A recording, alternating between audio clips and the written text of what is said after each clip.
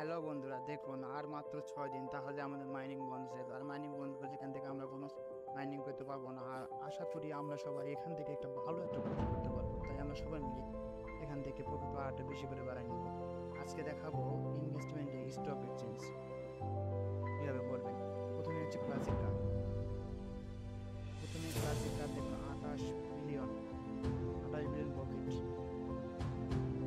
ভাবা যায় ভাই, 28 বিলিয়ন প্রফিট।